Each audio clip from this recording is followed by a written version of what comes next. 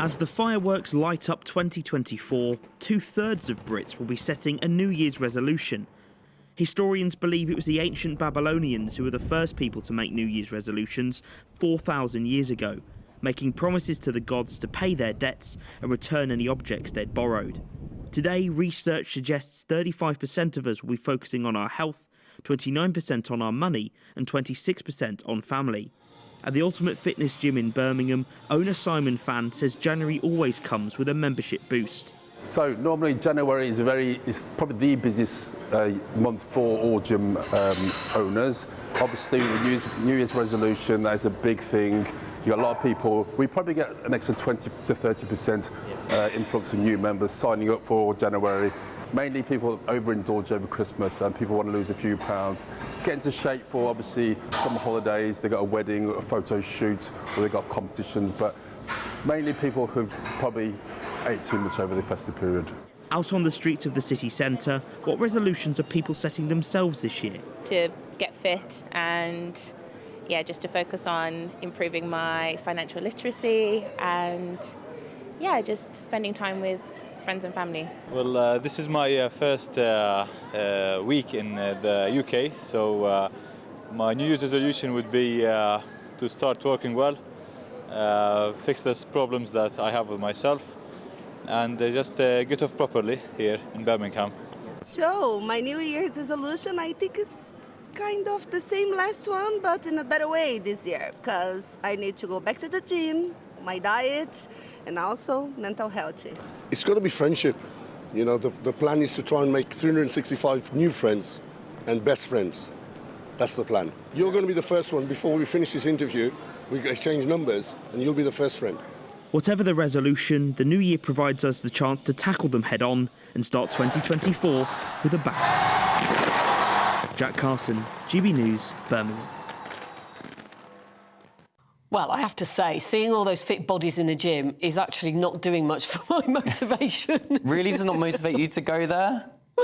No, in fact, it's doing quite the opposite. It makes me just want to stay on the sofa under a blanket for all of January. There's always a drive when you go to the gym in January that everybody wants to keep fit, and it's completely crowded and packed and then tails off mid-February. Yeah. But it's how to stay motivated, that's the trick. Yeah, and this is what we're going to ask now, because what do we have to do to ensure we stick to our New Year's resolutions? Well, to answer that question and to help us is etiquette expert Diana Mather. Good morning to you, Diana. Thank you very much for being up so early for us. Did you have a good New Year? I had a very good New Year, thank you. Yes, lots of fireworks. I didn't go to bed till quite late. And like you, I was worried I was going to sleep through the alarm, but I didn't, so I'm here. Great. So listen, when you were looking ahead to New Year then, are you full of New Year's resolutions? What is your attitude and how much pressure do you put on yourself? Because I think this is part of the problem, isn't it? We put ourselves under far too much pressure once we hit January the 1st. You're absolutely right. Don't put yourself under pressure. Make your resolutions realistic. Like me, I don't go to the gym, but I do exercise at home. So I am going to make sure that I do that 3 times a week, not 5 or every day, because I know I won't keep to it. So 3 times a week, then I must, that is quite easy to keep to. Probably watching diet is a very good thing, but I really like the guy who's going to make 365 friends. Friendship is so important. So another New Year's resolution of mine is to keep in touch with friends and get back in touch with friends I haven't been seeing for quite a long time. So I think be easy on yourself. Think about what is really going to change your life. I do like the Babylonians with paying all your debts. That's probably a very good one. But don't stress yourself, because otherwise you won't keep it. It's like the gym, as you say, in January. Everybody goes to the gym, then by March they've stopped.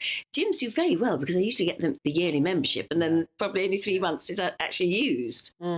Diana, if someone has made a New Year's resolution for themselves and they do feel like they're becoming less motivated, it is starting to tail off, of course, as you say, you don't want to put yourself under too much pressure, but what would your advice be in that situation?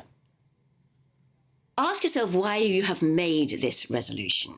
What is it going to do for you? And then think, okay, I said I was going to do this.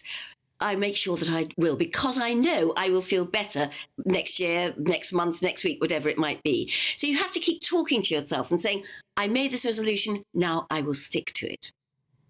And talking to yourself and the language that you actually use is incredibly important, isn't it? So rather than saying, well, you explain it, Diana, you don't want to say to yourself, I must do this. You need to be a little kinder to yourself when you get yourself into this mindset that you need to be in. You're absolutely right. In my book coming out this year called A Recipe for Life, one of the things I talk about is how you talk to yourself. Because most of us talk to ourselves in a way we wouldn't dream of talking to our best friend or, in fact, any friend. So, yes, be kind to yourself. What I suggest is that you look in the mirror when you wake up in the morning and say, this is going to be a good day. Today is going to be a great day. And smile at yourself and love yourself. It's that old cliche. But actually, if you don't like yourself, it's difficult to like anything else. So you've got to get your mindset, your head right about encouraging yourself and praising yourself when you do well, as you would do a friend, a child, whatever. Many may take the opportunity, Diana, in the new year to perhaps do a bit of tidying around the house. If your house is full of clutter and the task seems completely overwhelming, I mean, what do you do about it? Because it can really affect your mental health, can't it? It really can. So the best thing to do is a little bit at a time. Again, set yourself realistic goals. Like today, I am going to vacuum. And then tomorrow, I'm going to wash the floors. And then the next day, I might have a rest. Then I might do the skirting boards. But don't try and do it all at once, unless you really feel you want to have a blitz and get it over with. But little bits at a time, it just makes life so much easier and less stressful. And obviously, I don't want this to become a competition, Diana, but is there any suggestion that men are better than women at keeping resolutions, or the other way round, maybe? I just don't know. That's an interesting question. It really does depend on the person. Men can be very, very focused, especially when it comes to their own health and fitness regimes. They will often stick to it better than women, because often we have more things to do. My mind is rather like a butterfly. It goes here, there and everywhere. So I have to be very strict with myself to make myself stick to what I say I'm going to do.